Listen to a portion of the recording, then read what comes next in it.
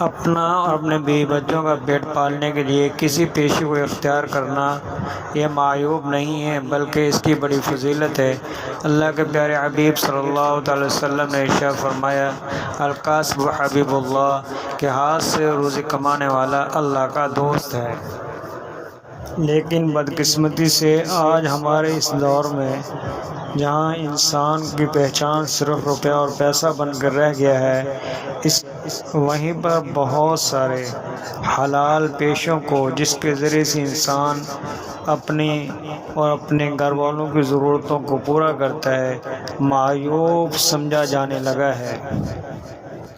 ان میں سے کچھ پیشے ایسے ہیں جن کو حضرات انبیاء کرام علیہم السلام جیسے عظیم ہستیاں بھی کیا کرتی تھیں۔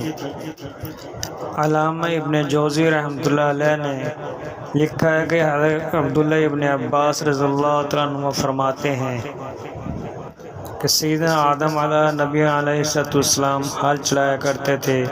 اما حوا علیہ السلام یہ اپنے ہاتھ سے کپڑا بنا کرتی تھی، خود بھی پہنتی تھی اور اپنے اولاد کو بھی پہناتی تھیں۔ حضرت نوح علیہ السلام بڑھائی کا کام کیا کرتے تھے، حضرت ادریس علیہ السلام کپڑے سیتے تھے، حضرت صالح علیہ السلام تجارت فرمایا کرتے تھے، حضرت ابراہیم علیہ السلام کھیتی باڑی کا کام کیا کرتے تھے،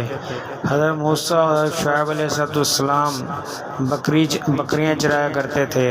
حضرت داؤد علیہ السلام زیرہ بنایا کرتے تھے، حضرت سلیمان علیہ السلام امور سلطنت کی نگہبانی کیا کرتے تھے۔